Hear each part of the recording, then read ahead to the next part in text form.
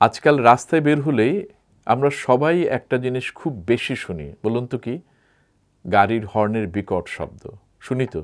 কি শুনি না? কিন্তু আমরা কি জানি এই হর্নের অহেতুক ব্যবহারে আমাদের স্বাস্থ্যের উপর কতটা ক্ষতিকর প্রভাব পড়ছে? ছোট্ট একটা গল্প শেয়ার করি। আমার এক বন্ধু রফিক ঢাকার একটি আবাসিক এলাকায় থাকে। প্রতিদিন বাসা থেকে অফিস আর ছেলেমেয়েকে স্কুল থেকে আনা নেওয়ার পথে প্রচুর গাড়ির হর্নের শব্দ শুনতে বাধ্য হয় সে। রফিক একদিন বলল, আমার ছেলেটা এখন বেশ উচ্চস্বরে কথা বলে, তোর মতো। আমাদেরও বলে জোরে কথা বলতে। বাসায় সবাই এখন খেলার মাঠের মতো চেঁচিয়ে কথা বলি। আমি বললাম, দেখ, আমি তো কানে কম শুনি, তাই জোরে কথা বলি। তার মানে তোর ছেলের সমস্যা শুরু হয়ে গেছে? কিছুই করার নেই আর।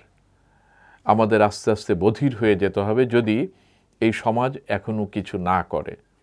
এটা শুধু রফিকের একার গল্প নয়, আমাদের শহরে লাখো লাখো মানুষ এই একই সমস্যার মুখোমুখি হচ্ছে প্রতিদিন।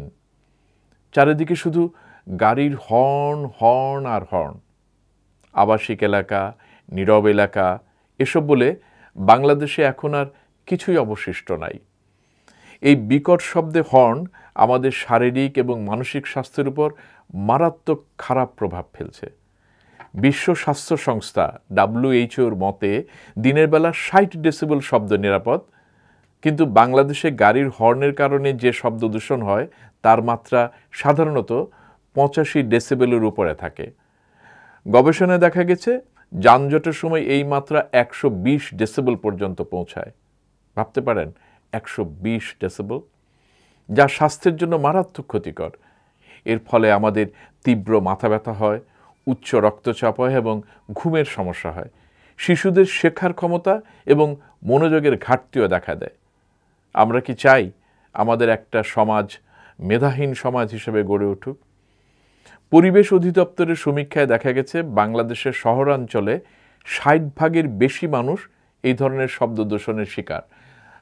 Journal of the American college of কার্ডিওলজির গবেষণা বলা হচ্ছে এই সাউন্ড পলিউশন বাড়ায় হৃদরোগের ঝুঁকি। এছাড়াও মেজাজ খিটখিটে হয়ে যাওয়া, এমনকি কমে যায় আমাদের কাজ করার ক্ষমতা। সত্যি বলতে কি, শব্দ দূষণ কমানোর জন্য কোনো রকেট সায়েন্সের প্রয়োজন পড়ে না। আপনিও জানেন কি করে এটা কমানো যায়। প্রয়োজন শুধু অভ্যাস বদলের। হর্ন বাজানোর আগে চলুন আমরা দুবার ভাবি, অভ্যাসবশত হর্ন বাজানোর বাজে অভ্যাসটা চলুন ছাড়ি। পথচারী রাস্তার মাঝখান দিয়ে হাঁটবেন, কিন্তু গাড়ি চালককে বলবেন, ভাই হর্ন বাজান না কেন? যে কোনো মোড়েই আমাদের হর্ন বাজানোর অভ্যাস শেখানোই হয়। ডানে কিংবা বামে ঘুরতে চাইলে হর্ন বাজাতে হবে। সিগন্যালে দাঁড়ানো গাড়িও অহেতুক হর্ন বাজাবেই, সিগন্যাল সবুজ হোক কিংবা না হোক। সামনের গাড়ি দাঁড়ালেই পেছনের গাড়ি হর্ন বাজাবে।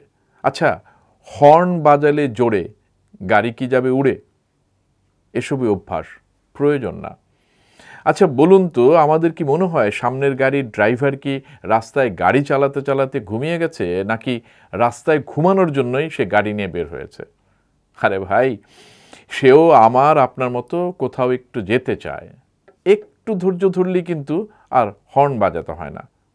বাজাতে হলে বাড়ি গিয়ে গিটার বাজান, হারমোনিয়াম বাজান, বাঁশি বাজান, তবলা বাজান, আরও অনেক কিছুই বাজানোর আছে, সেসব বাজান ভাই, হর্ন না।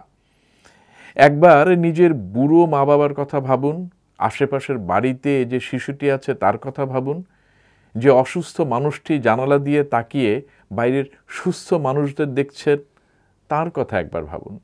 দেখবেন আপনি আর হর্ন বাজাতে পারবেন না। শব্দ দূষণ আইনেও বেশ কিছু নিয়ম আছে যা মেনে চলা জরুরি, কিন্তু সেই আইন প্রয়োগ কি হয় আমার জানা নেই। কিন্তু আইন প্রয়োগ করে যতদিনে অহেতুক হর্ন বাজানো বন্ধ করা যাবে, তার আগেই বন্ধ করা যাবে যদি আমরা স্বভাব পাল্টাই। রফিকের মতো আমরা যদি একই কথা বলতে শুরু করি, আমি কি আর করতে পারি? আমার হাতে তো কিছু নাই, শুধু কষ্ট করে সহ্য করতে হবে। কিন্তু সত্যি বলতে আমাদের সবার হাতে কিছু না কিছু করার ক্ষমতা আছে। আমরা যদি একটু সচেতন হই, কিছু সমস্যার সমাধান করা সম্ভব। এখন আসি কিভাবে এই সমস্যা থেকে মুক্তি পাওয়া যায়। প্রথমত আমাদের সচেতনতা বাড়াতে হবে। আমাদের প্রত্যেককে বুঝতে হবে যে হর্ন দেওয়া মানেই সমস্যার সমাধান না। অনেক সময় আমরা রাস্তায় ছোটোখাটো কারণে হর্ন বাজাতে শুরু করি, যা একেবারেই অপ্রয়োজনীয়। আমাদের ড্রাইভার কিংবা যারা পাবলিক বাস ট্রাক চালক তাদেরকে নিষেধ করতে পারি, হর্ন না বাজাতে অনুরোধ করতে পারি। দ্বিতীয়ত সরকার এবং ট্রাফিক কর্তৃপক্ষকে কঠোর আইন প্রয়োগ করতে হবে, যেমন নো হর্ন জোন তৈরি করা যেতে পারে। বিশেষ করে স্কুল, হাসপাতাল এবং আবাসিক এলাকাগুলোকে নীরব এলাকা ঘোষণা করা যেতে পারে। যারা অযথা হর্ন বাজান তাদের জন্য জরিমানা বা শাস্তির ব্যবস্থা করা যেতে পারে।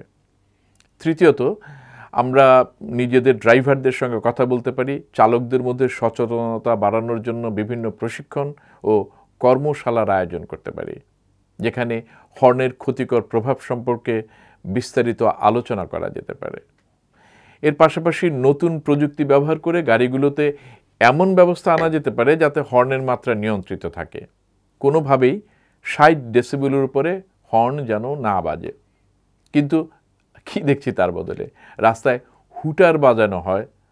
যে যত বেশি শব্দ করতে পারবে, মানে যত জোরে হর্ন বাজাতে পারবে, যত বিকট আওয়াজে হর্ন বাজাতে পারবে, সে তত বড় ভিআইপি এই দেশে।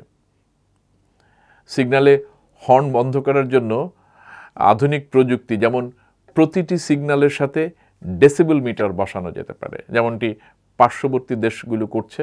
মানে আপনি যত জোরে হর্ন বাজাবেন, যত ডেসিবেল হর্নের শব্দ হবে, সিগন্যালের লাল বাতি ততক্ষণ জ্বলে থাকবে। আপনি দেখছেন যে আপনার সিগন্যাল দেখাচ্ছে আর 10 সেকেন্ড পরেই সবুজ হবে, আর এই সময় যদি কেউ হর্ন বাজায় কিংবা যদি আপনিও বাজান আর তার ডেসিবেল যদি হয় 90 ধরে নিন, তাহলে সিগন্যালটি 90 সেকেন্ডের জন্য লাল হয়ে যাবে। কাজেই হর্ন মোর ওয়েট মোর, বেশ কাজের সিস্টেম, তাই না? আসলে সবচেয়ে গুরুত্বপূর্ণ হলো আমাদের নিজেদের থেকে উদ্যোগ নেওয়া।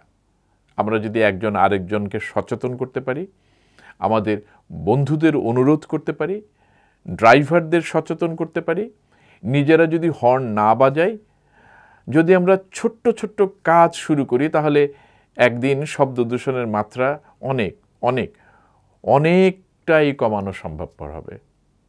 আমরা যদি আমাদের ভবিষ্যৎ প্রজন্মের জন্য একটি সুন্দর শান্তিপূর্ণ পরিবেশ রেখে যেতে চাই, তাহলে এখনই আমাদের সচেতন হতে হবে, এখনই আমাদের কাজ শুরু করতে হবে। আমি এবং আমার বন্ধুরা আমরা শুরু করেছি হর্ন না বাজিয়ে গাড়ি চালাতে। আপনিও শুরু করুন প্লিজ। ভালো থাকবেন। টাটা।